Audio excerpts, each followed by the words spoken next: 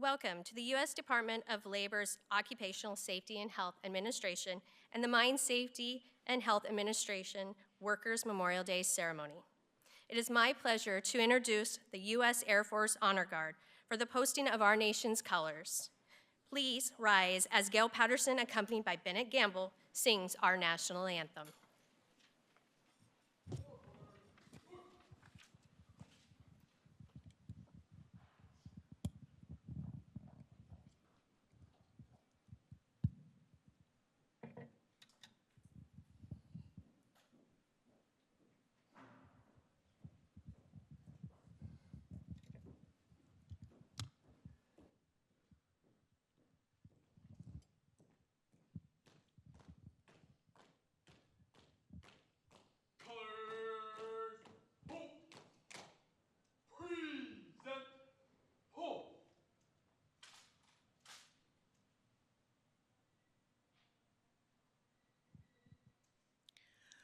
Oh, say, can you see by the dawn's early light what so proudly we hailed at the twilight's last gleaming, whose broad stripes and bright stars through the perilous fight o'er the ramparts we watched were so gallantly streaming, and the rocket's red glare, the bombs bursting in air, gave proof through the night that our flag was still there.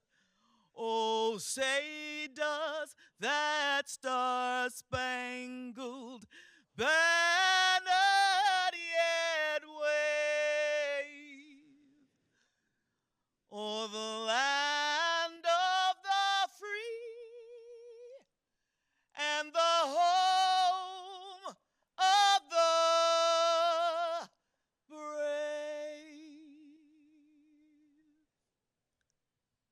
Right shoulder, pull.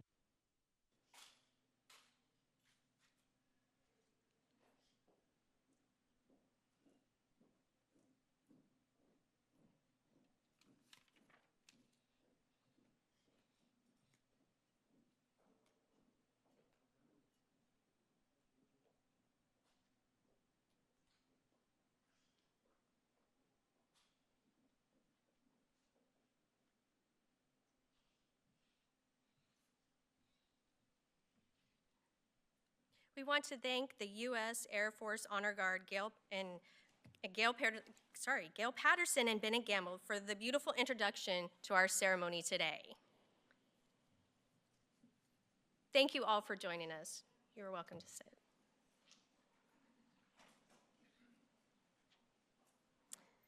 Thank you for joining us in person and virtually on this important day. My name is Tanya Ford, and I am blessed to stand here not only as a family member, but as OSHA's first family liaison. This Workers' Memorial Day, we come together as leaders, safety advocates, employers, employees, union brothers and sisters, members of our communities, and of course, family members, from across the country to honor and remember all the men and women that were injured or lost due to a work-related incident, illness, or disease. We recognize the past, present, and future sacrifices those left behind suffer. The pain, the sorrow, the inconvenience, the financial burden, and the everlasting emotions of grief one endures after such a tragic and unexpected loss. As we gather today and recognize not the number of losses, but those we lost, it is important that we understand that every worker is more than a number. Every worker behind each incident is so much more than a statistic. They are our fathers and mothers that you would find on the sidelines of their children's games, or that brought their daughter or son to the dance just weeks before. They are the sons and daughters that just received their high school diploma and had so many goals and dreams before them. They are the brothers and sisters that you heard supporting each other throughout all stages of life. They are the husbands or wives that created a life with their soulmates, with dreams of growing old together. They are the uncles or aunts that sat across from you at the holiday table, to which now an empty seat stands. They were the ones that had your back and were the listening ears. They were our providers, our friends, our protectors, our parents, our children, our spouses, our grandparents. They are our everything. The truth is, no matter if your loss was last month, a year ago, 10 years ago, or even 53 years ago, you are forever affected by the tragic incident. You learn to live your new reality. And today, as this ceremony concludes, sadly, the loss we as family members endured will remain. Tomorrow, our loved ones will not walk through the door. We will not feel their long embrace or hear them talking across the room. Our lives will continue. Bills will need to be paid. Our children will still have school activities. The house will need to be cleaned. The yard will need to be mowed. But I say to the families here and those that are watching live today, I'm sorry for the pain you are enduring. And I'm sorry for all that you were going through. I have stood in your shoes, as you all know, and I know that there are no words that can be said to take the overpowering emotions of grief from you today. But as I stand here, I am a family member, and as one individual of OSHA, I can honestly say to you, workplace safety has and will remain a top priority of all of us, and I think you will see that today. During the ceremony, you will hear from our department leaders, organized laborers, and a family that knows and understands firsthand the impact such a loss has on the families, no matter if it was yesterday or a few years ago. It is now my honor to introduce our first speaker, Mine Safety and Health Administration Assistant Secretary, Christopher Williamson.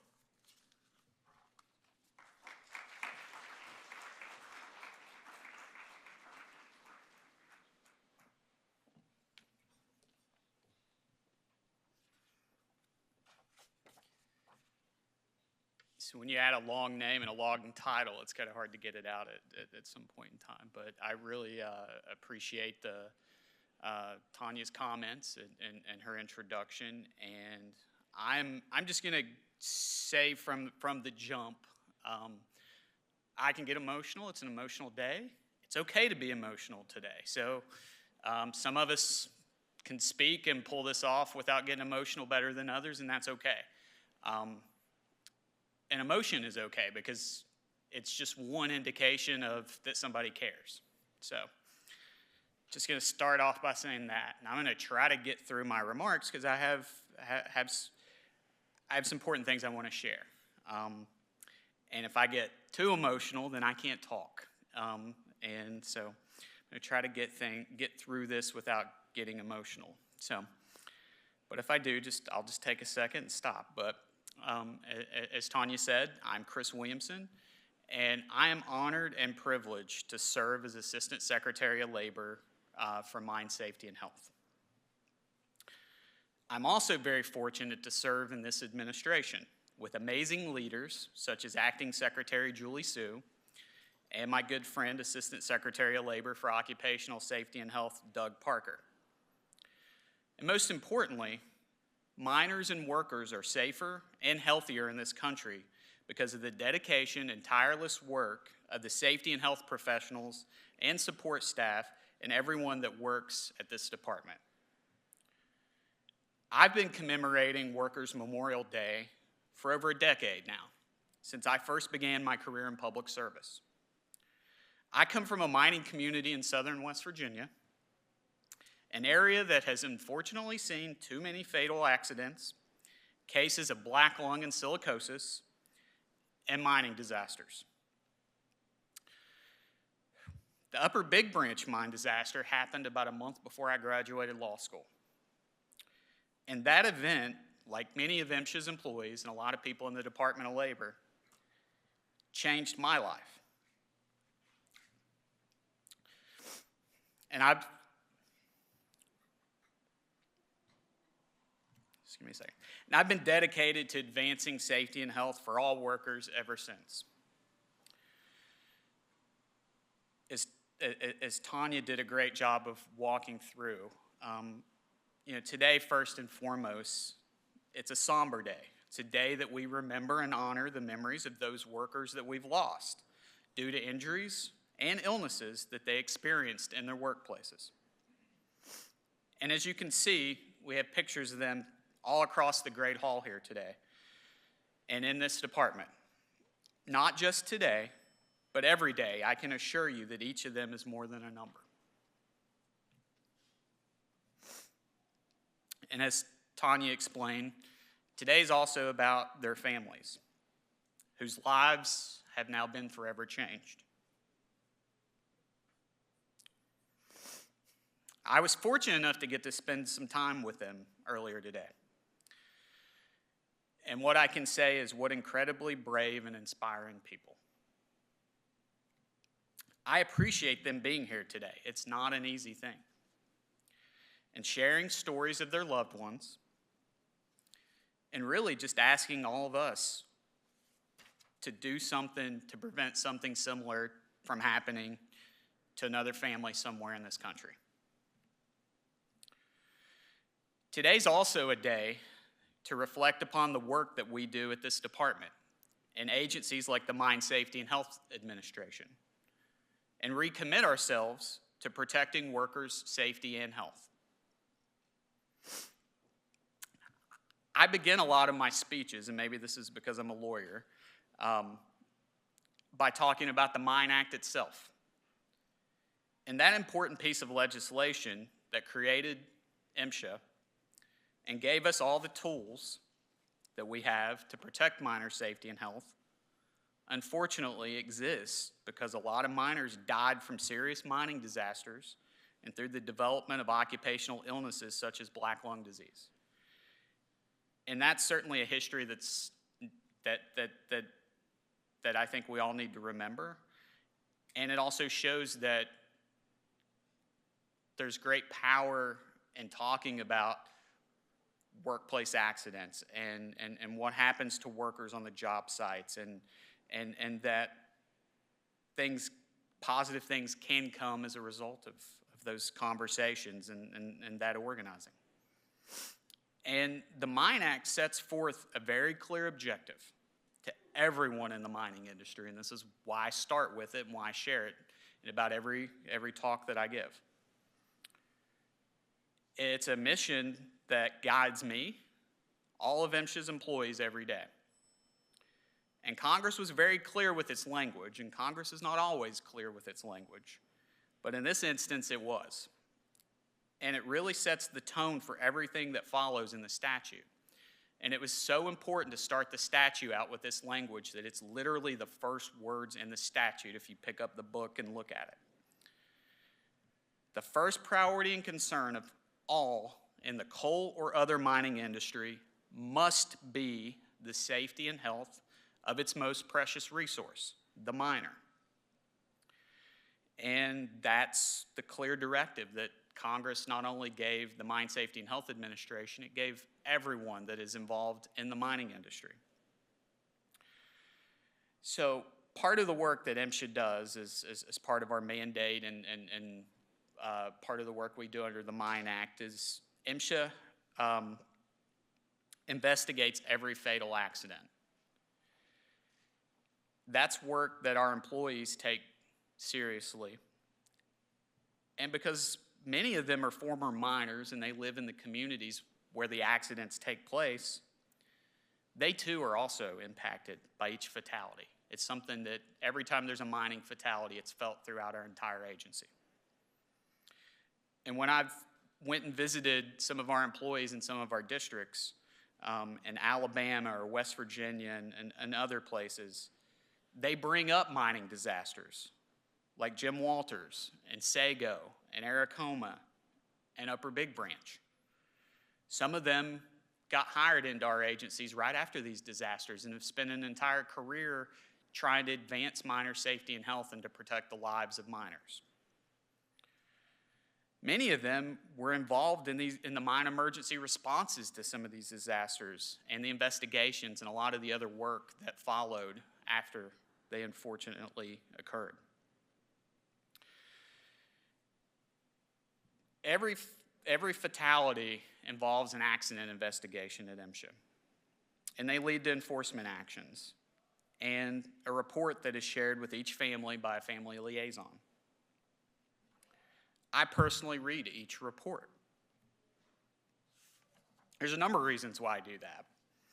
But one is I feel a moral obligation to try to learn something from them and to talk with others at MSHA and to talk to other employees at MSHA.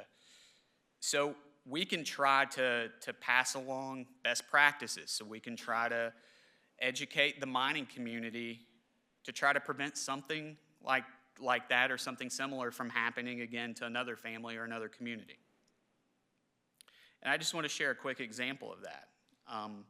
Unfortunately, we had 2 fatal accidents that claimed the lives of 3 miners earlier this year that were related to an electrocution. And without getting into all the details, they were operating haul trucks, and the bed was raised, and they got into electrical power, overhead power lines.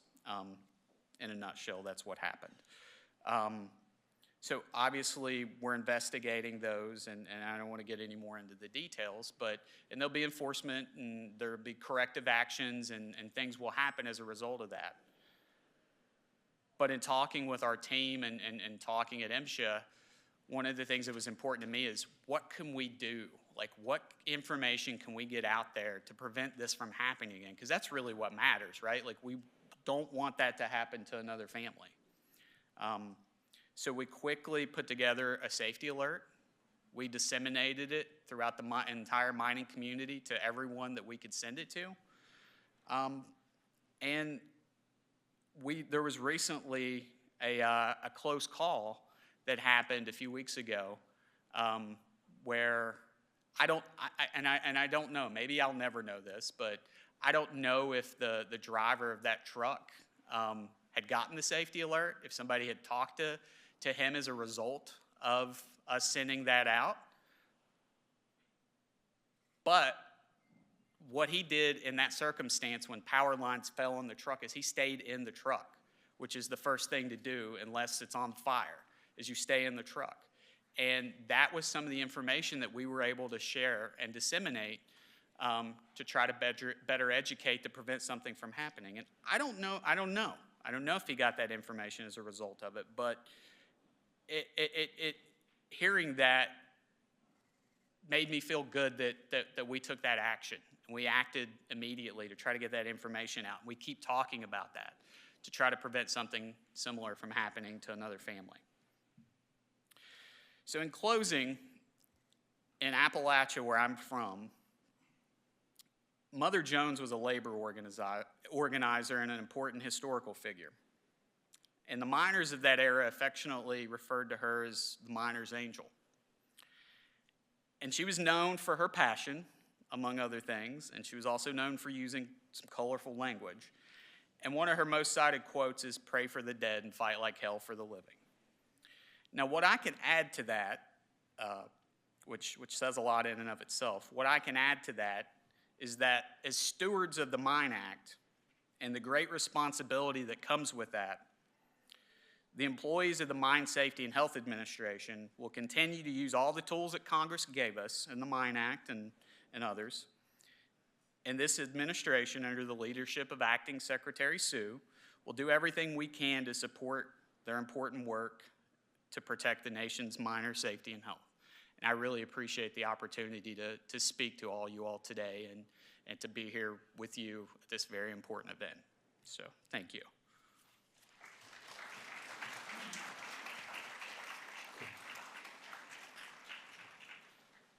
So I'm also going to introduce our next speaker.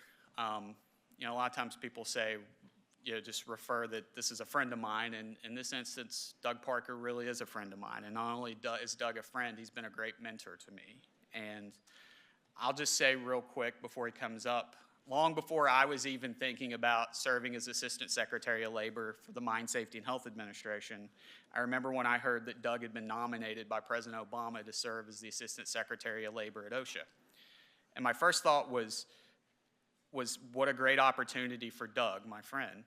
But my second thought was, I don't think the president could have picked a better person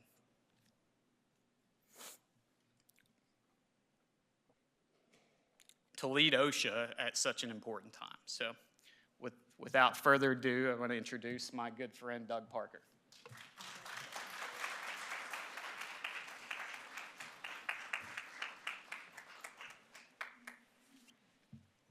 Thanks, Chris. That's very, very kind, and I'm so glad to see you at the helm of MSHA.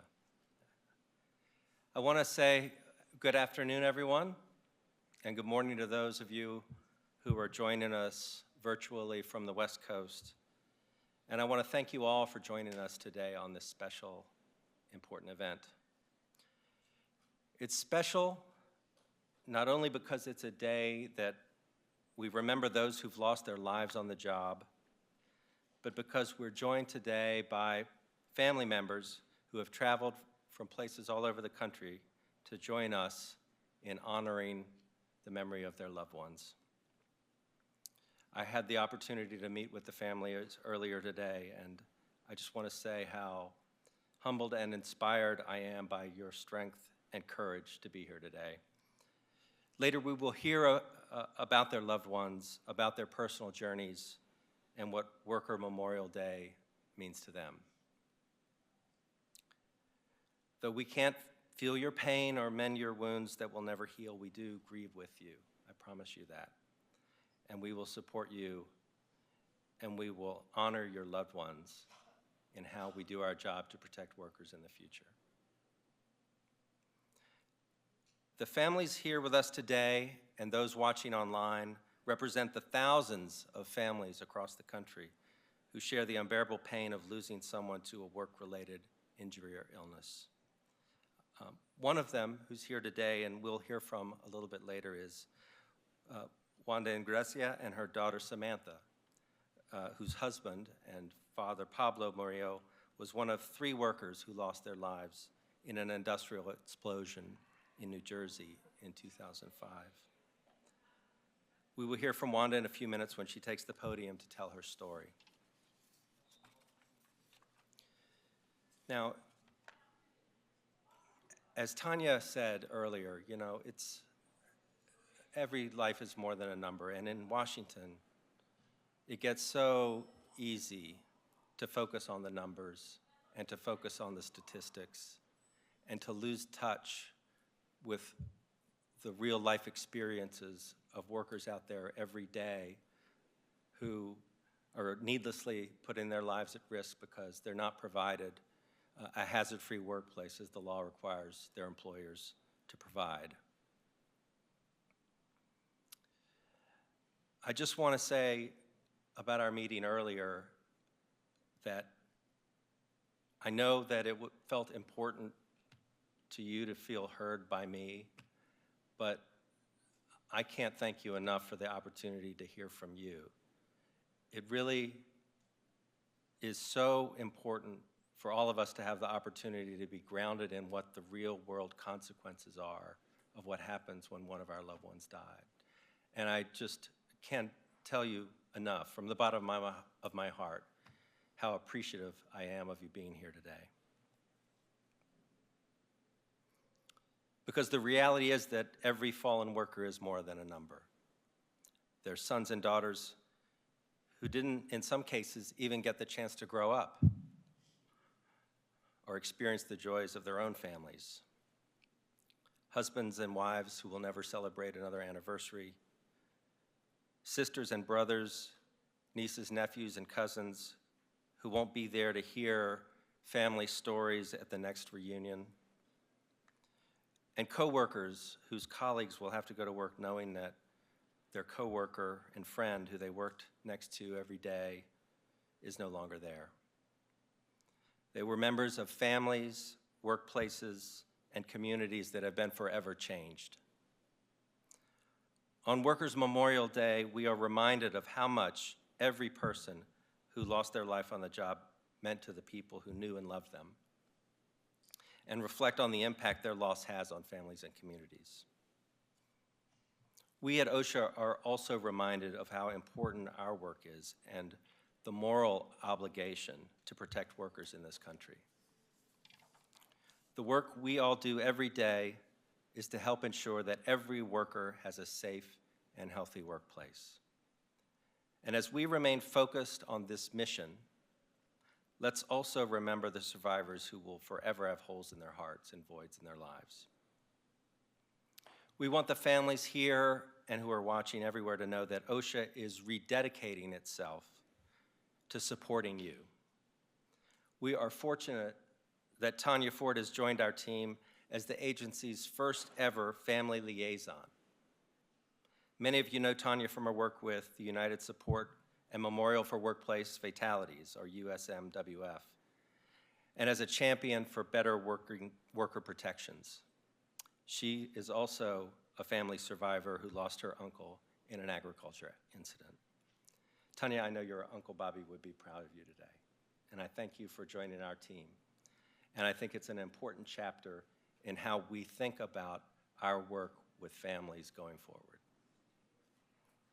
Over the years, Workers' Memorial Day programs have been held in this great hall, but we haven't had the privilege of being joined by so many family members here for our national program, and that's really what makes this so special today. In closing, I want to assure each of you here in this room and every family across the country that we stand with you, and we will continue the fight for a future where every worker comes home safe and sound to their family every day. Thank you for joining us again.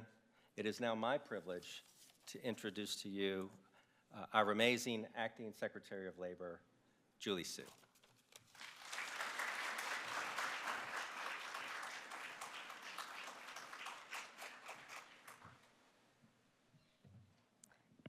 Thank you so much, Doug. And I want to welcome everybody to the Department of Labor, especially Mary and your kids, Adrian, Kathy, Stacy, and Vincent, Wanda, and Samantha, the families of the workers who are at the heart of Workers' Memorial Day. Our building is named for Frances Perkins, who was the first woman labor secretary, but who was also inspired to become a lifelong advocate for workers after she witnessed the horrific Triangle Shirtwaist Fire, where 146 garment workers perished because the building that they were working in caught fire and they found themselves locked into their factory. Today, there are still too many workers who've lost their lives on the job. And Workers' Memorial Day is the day that we come together collectively to honor and remember them. Workers' Memorial Day was established on this day 53 years ago by the AFL-CIO. So speaking of history-making women leaders who have dedicated their life to fighting for workers, we are so honored to be joined by President Liz Shuler, AFL-CIO President Liz Shuler, the first woman in her job today. Workers' Memorial Day is now commemorated in countries around the world and as World Day for Safety and Health at Work by the United Nations. So you've heard from some of the amazing leaders at the Department of Labor, from Doug, Chris, and Tanya, who, along with our staff, over 15,000 strong across the country, make it our mission each day to establish and to enforce worker safety protections so every worker can go home safely at the end of their shift. A safe workplace isn't a privilege, it is every worker's right, and that is our commitment. So as Doug has already said, on Workers' Memorial Day, we mourn not only for those who lost their lives, but for the people left behind, including the families, co-workers, and communities. It's an even more somber occasion because so many of these deaths are preventable through proper safety and health practices. So I know Doug said this is not all about statistics, but I think this is a really sobering thing to note, which is that according to the Bureau of Labor Statistics Census of Fatal Occupational Injuries, in 2021, there were 5,190 fatal work injuries. This means a worker lost their life every hour and 40 minutes from a work-related injury. We know that many workers are at increased risk because of the jobs they do, and we also know that race, ethnicity, and language ability often put workers at even greater risk.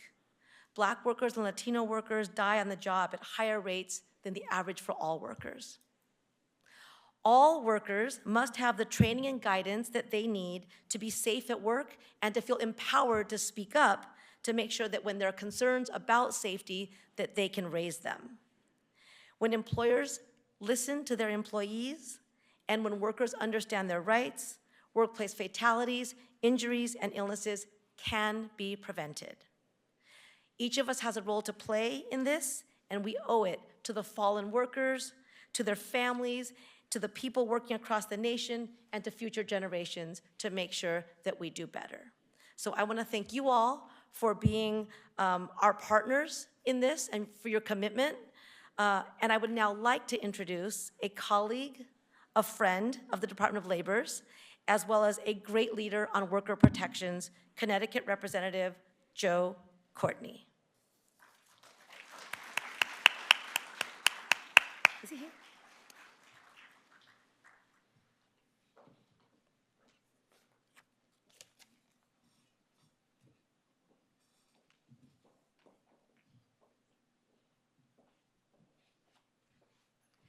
Unfortunately, Congressman Courtney was unable to join us today, but he does reach out and with his condolences to the families and all that have been directly affected by an occupational incident, illness, and disease. So at this time, we will hear from some of our family members. If you can all watch the screen right now.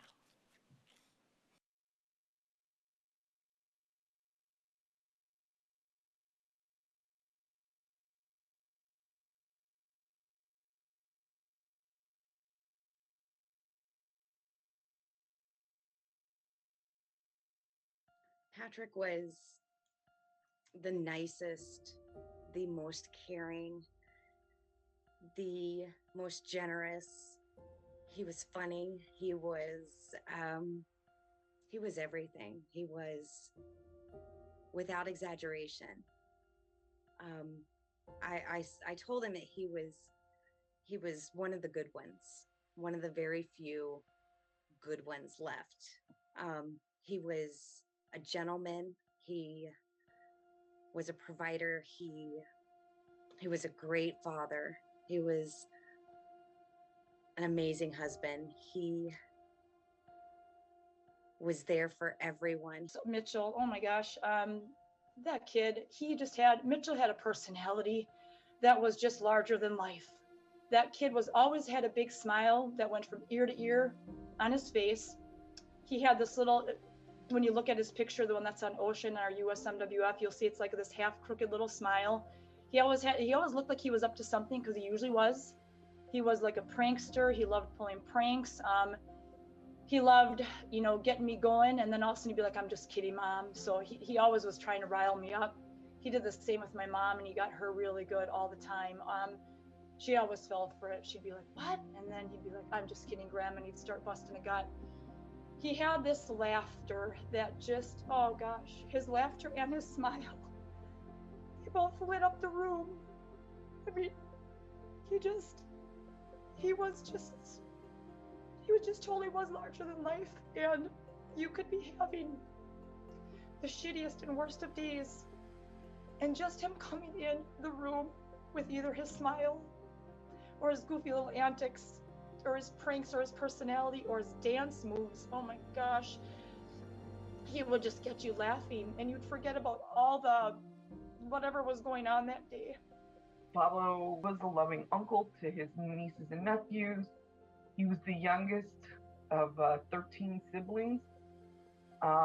So you can imagine the devastation there to lose a little brother in such a way. And he was just an amazing man. He was fun and funny and kind, and always available for anything. Whenever Sam has a birthday, when she played softball, she wished as well that he was there. But I was pregnant with her when it happened. She was born a couple of months later.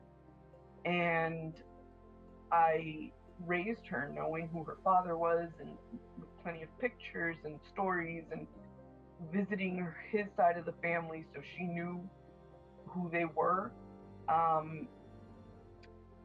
But there's always been something missing for her there.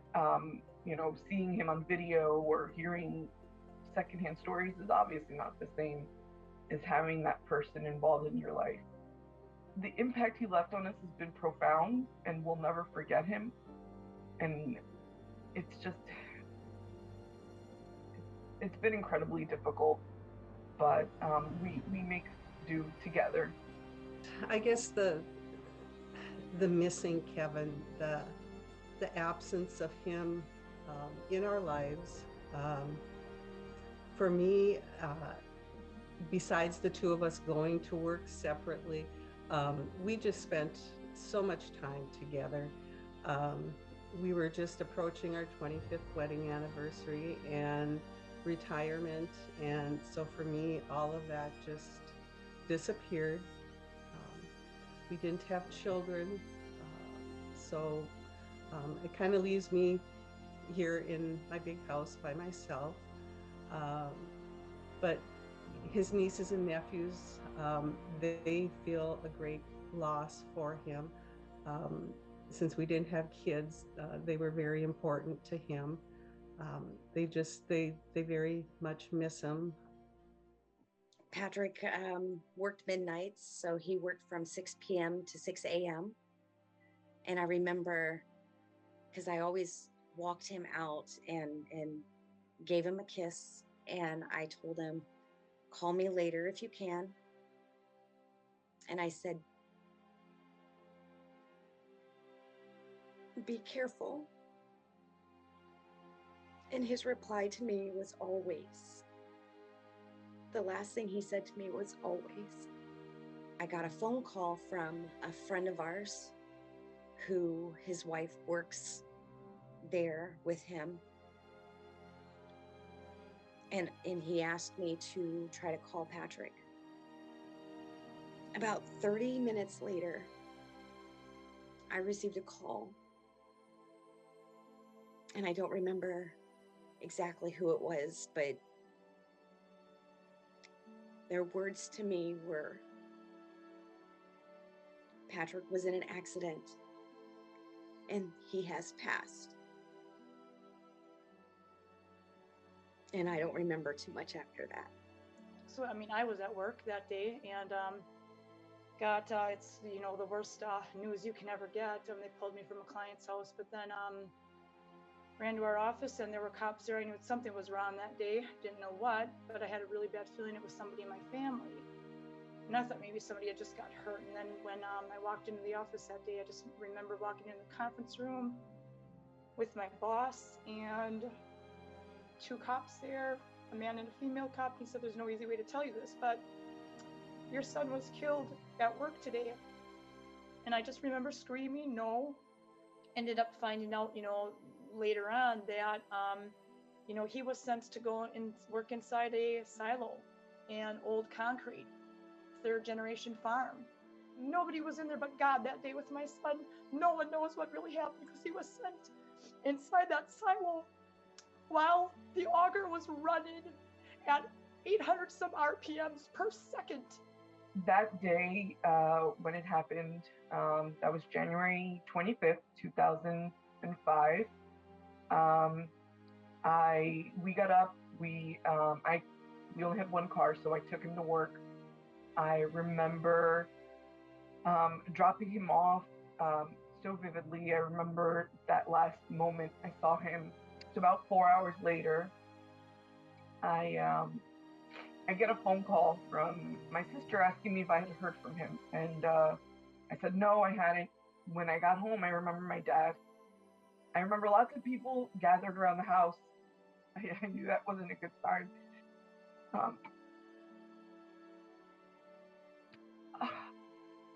I remember my dad telling me he didn't make it. And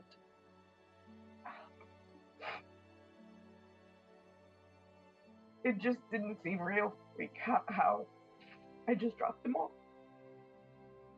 To be burying my husband at the age of 26 was, I just couldn't believe it. It was July 3rd, right before the 4th of July. I was at my parents' farm. Kevin was at work. All my brothers and sisters were there except for one of them, and we were just getting ready to celebrate the 4th of July. My sister-in-law actually received a phone call from my brother.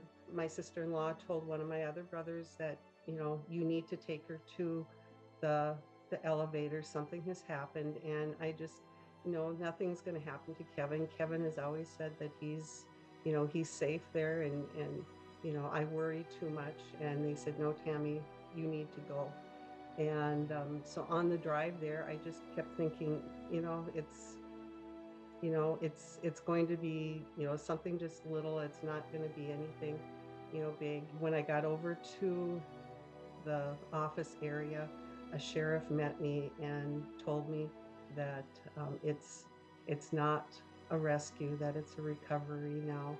I asked, before they took Kevin away, if I could see him, and they said they didn't recommend it, but they would see what they could do. And the ambulance came over to the office area, and when I turned around and came out of the ambulance, his co-workers were all standing there just covered in grain and dust, and I could see how devastated they were. Workers' Memorial Day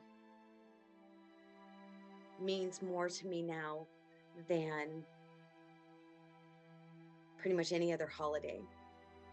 Our country is based upon, we revolve by everybody working together and on the job. This country doesn't survive without your workers. It just wouldn't. In the workforce, no matter what you're doing, whether you're a waitress, whether you're a construction worker, whether you're, working in the trenches, it doesn't matter. This is important, not to just honor these lost, fallen loved ones, but this is a huge support, system for us. It means a lot. It means honoring my husband, honoring all those in all of the different fields of industry that, they went to work that day, and their jobs maybe sometimes are not the glamorous jobs, but their jobs are the ones that do a lot of the work and are not always given credit for what they do. Ideally, it's a day we come together to kind of mourn together, but also renew our fight. But when I'm not able to come together in person, I take to the internet and just go to Twitter or Instagram or social media and share what the day means to me, and how, yes, we're mourning for our dead, but we also need to renew our fight for the living and remember to help those left behind.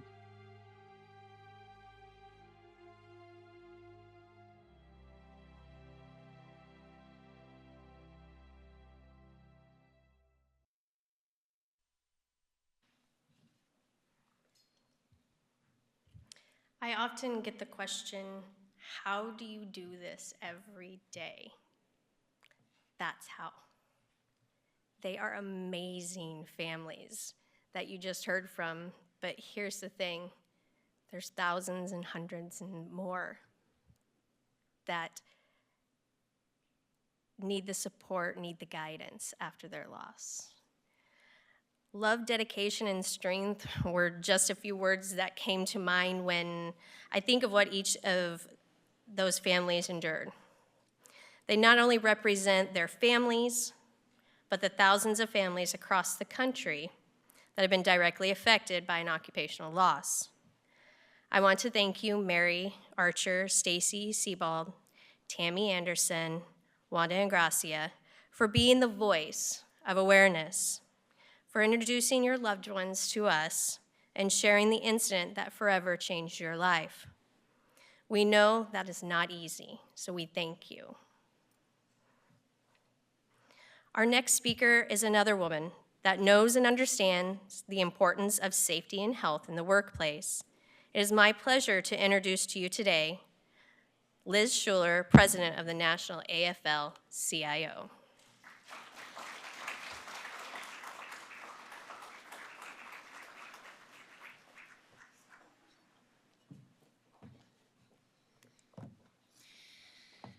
Good afternoon. Hello, everyone. I'm Liz Schuler. I'm having a hard time now after watching the video and being with you all here today. But I'm president of the AFL-CIO. Thank you, Tanya. Appreciate you and your work.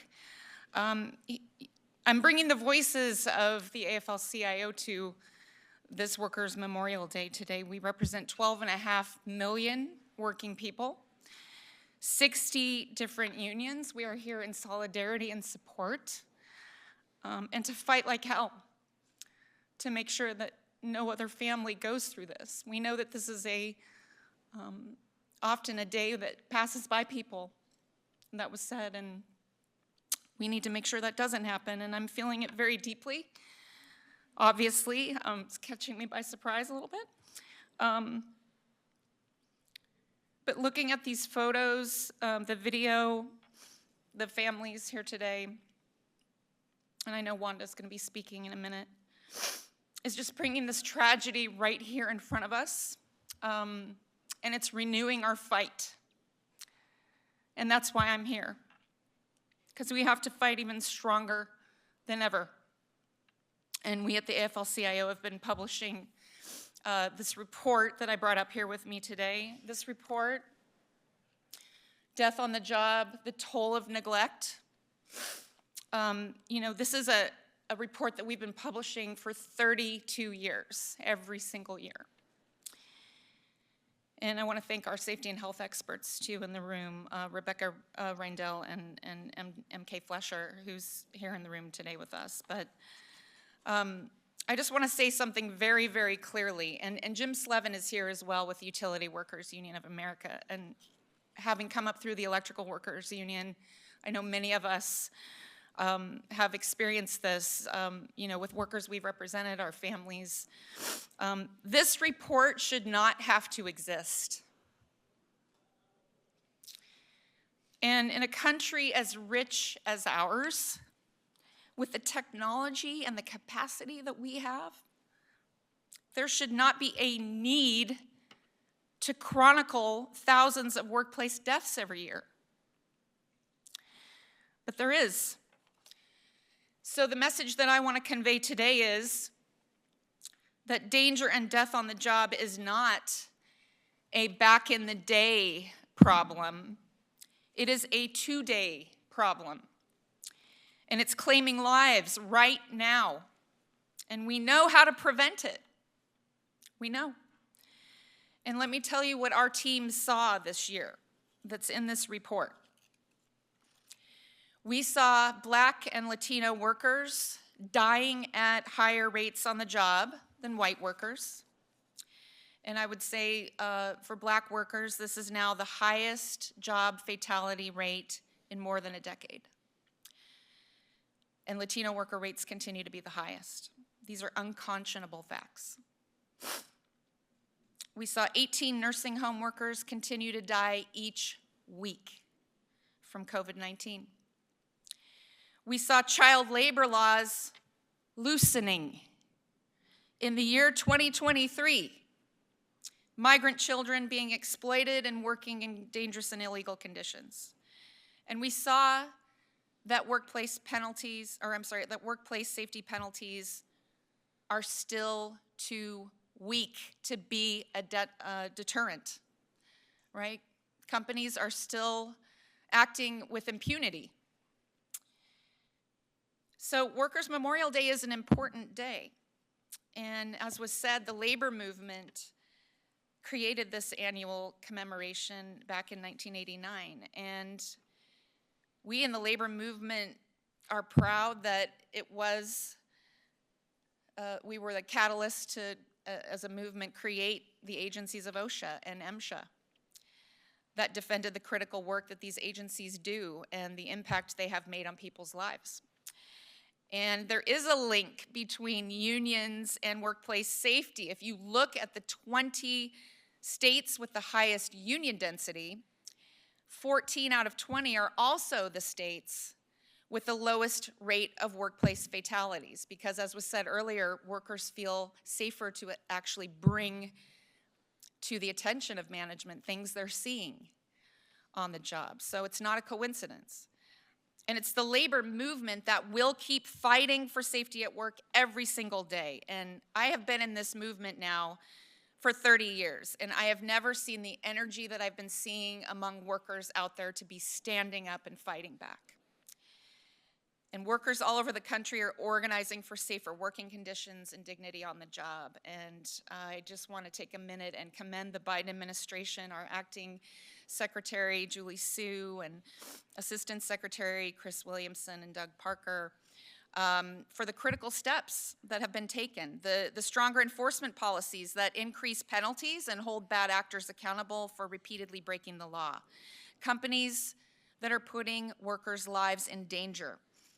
I also want to commend this administration for making sure when OSHA is in a workplace, every worker and their representative can fully participate during safety inspections, just like the employer does, and that hasn't always happened.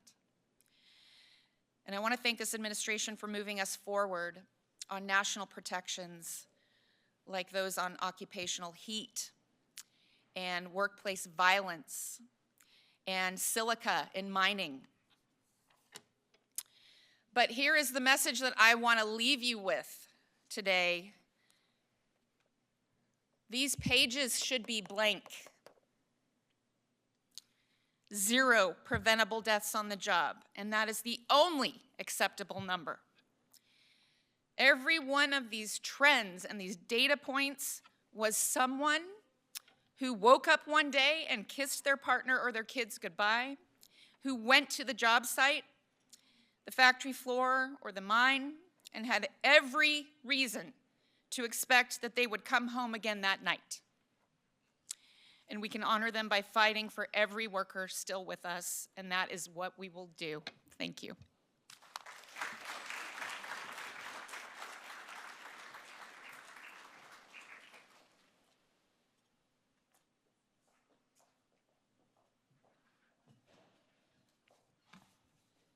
Thank you. Our guest speaker this Workers' Memorial Day is someone that I have known a little over 14 years now.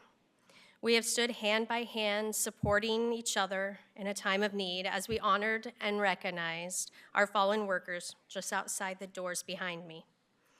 We have testified together at the first OSHA Listens in 2010.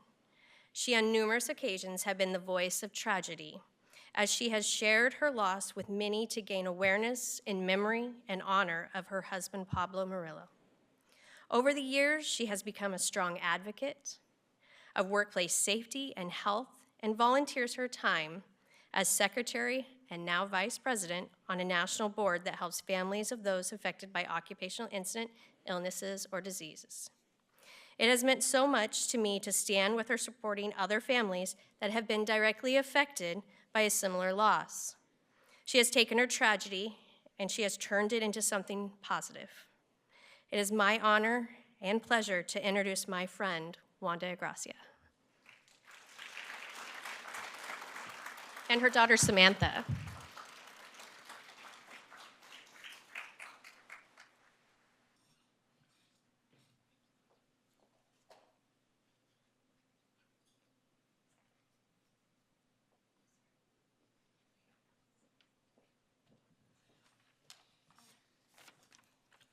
Hello.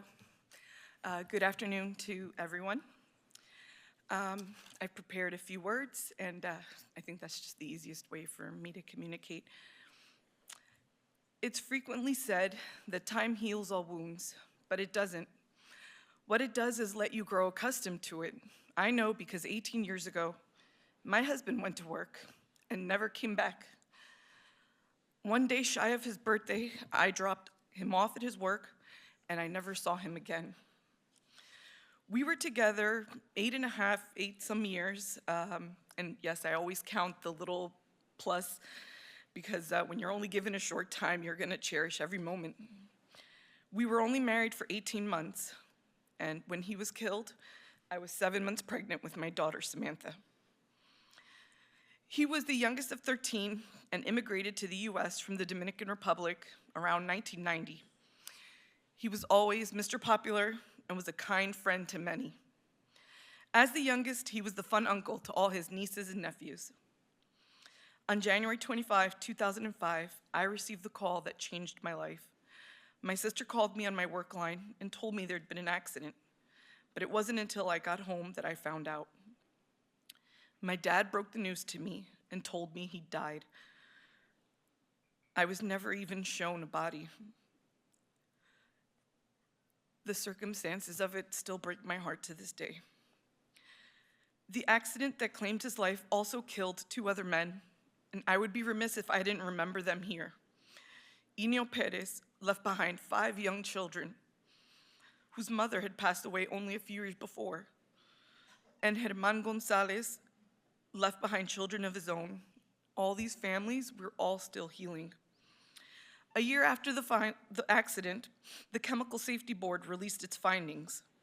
A valve malfunctioned, allowing gas to seep out, and when that gas came into contact with the propane in a space heater, an explosion occurred.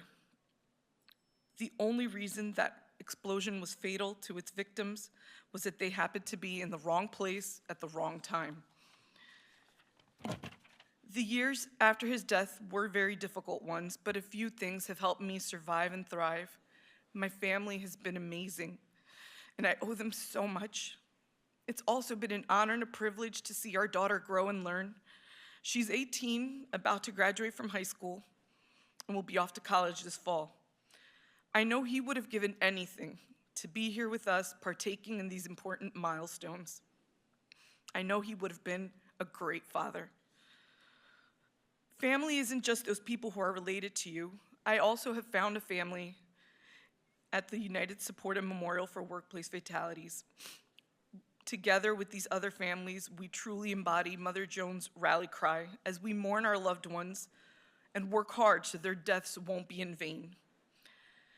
I knew Pablo's job had some risk, but I truly never appreciated it until after he was gone.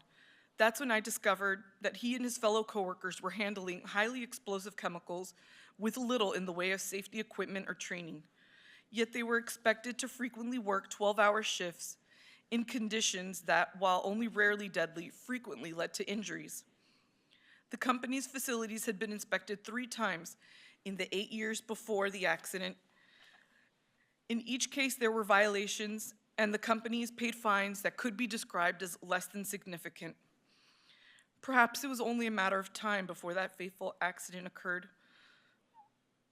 I'll be eternally heartbroken that he lost his life in such a senseless way. But if we can prevent even one death, it'll be worth it. OSHA and the Chemical Safety Board were very sensitive in their work. OSHA were communicative and kept me informed in the process, and as did the Chemical Safety Board, and I was very appreciative of the way it was all handled.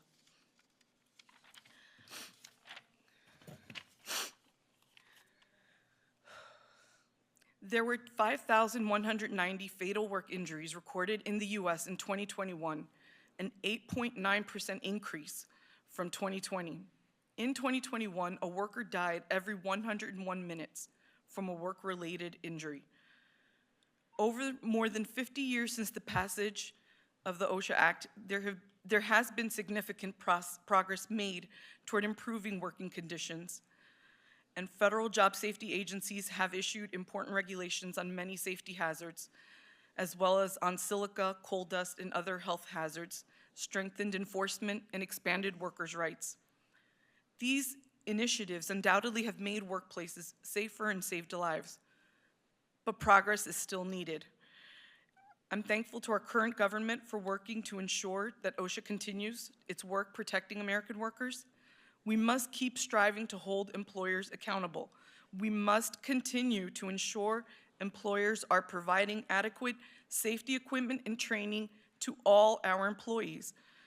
It's important that while we mourn for our dearly departed, we continue to fight like hell for the living. Thank you.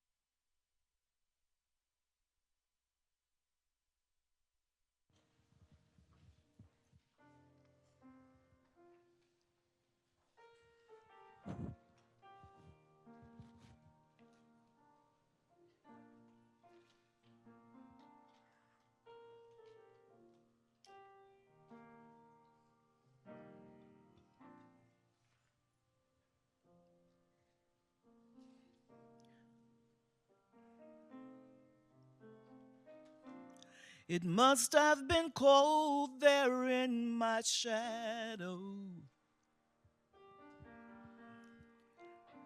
to never have sunlight on your face. You were content to let me shine. That's your way.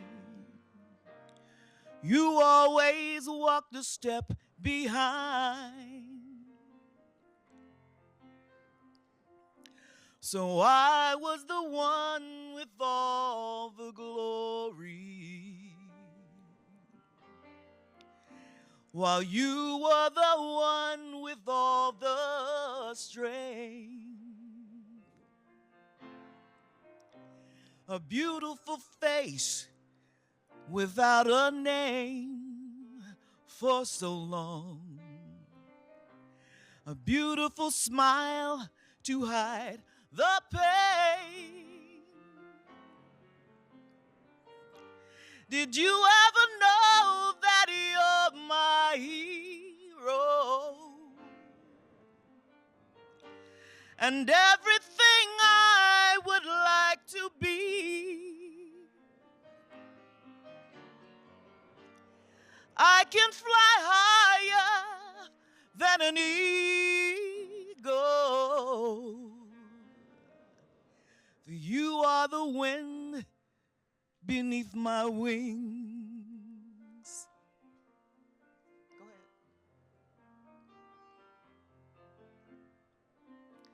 It might have appeared to go unnoticed,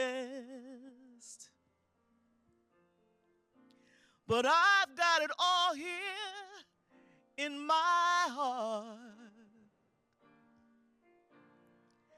I want you to know I know the truth. Of course I know. I would be nothing without you. Did you ever know that you're my hero? You're everything I wish I could be. I could fly higher than an eagle.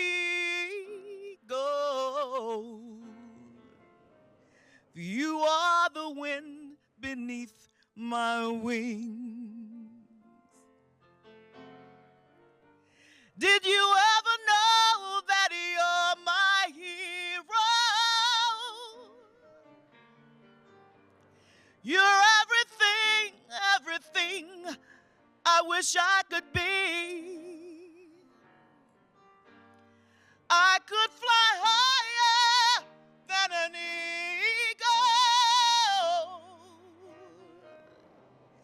You are the wind beneath my wings.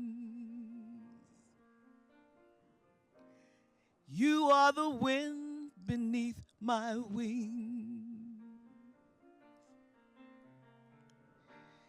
You are the wind beneath my wings. I could fly higher.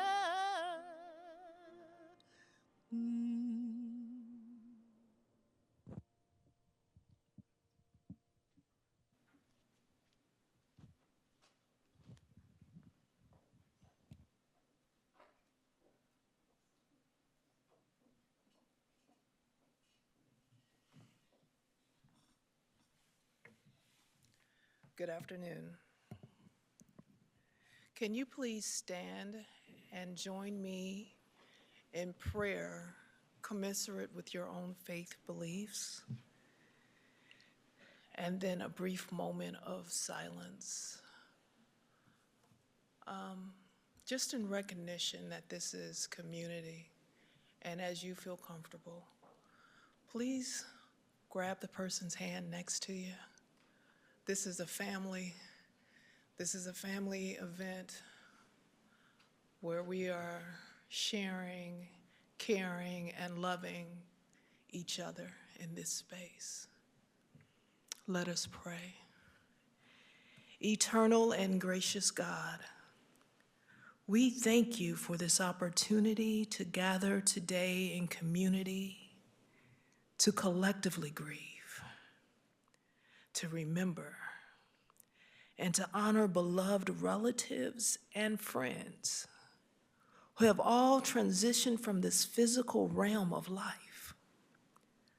We are left only with our memories and the indelible mark they have left on our hearts.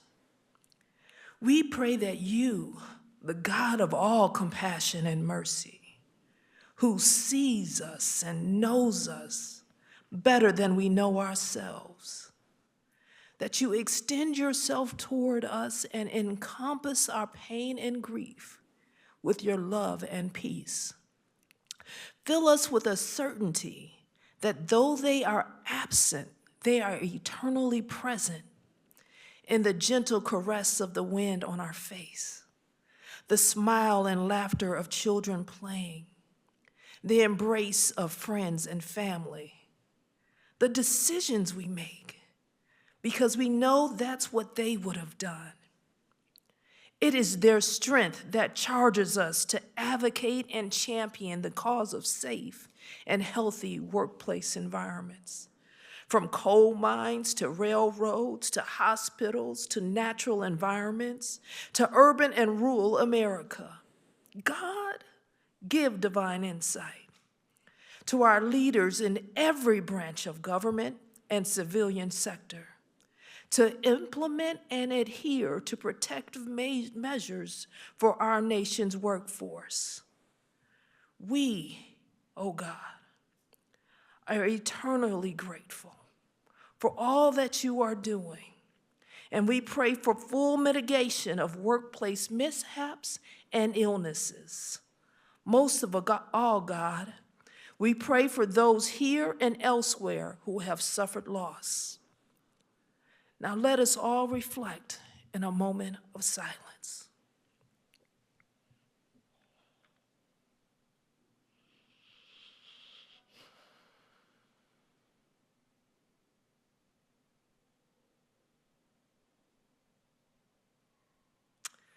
Let our hearts be lightened with the light of your love.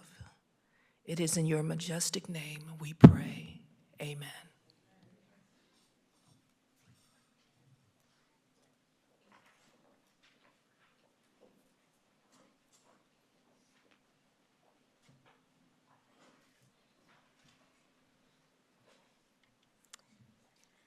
As our ceremony concludes, we want to thank all of our speakers and performers for joining us as we honored, remembered, and recognized the men and women across the country that went to work and never came home to their families at the end of their day. To the families that joined us here today and those that are watching us live, please know you are in our thoughts today, tomorrow, and for the days to come. You are not alone, as there are many resources out there to help you in your time of need. To the employees, employers, and laborers, please make safety a top priority. We all play an important role in workplace safety and health. In memory and honor of all of our fallen workers you saw today and the thousands more, we ask you to take the extra step to make sure everyone goes home at the end of their shift. Together, we all can make a difference. We wish you all a safe and healthy year, and we thank you for coming today. Thank you.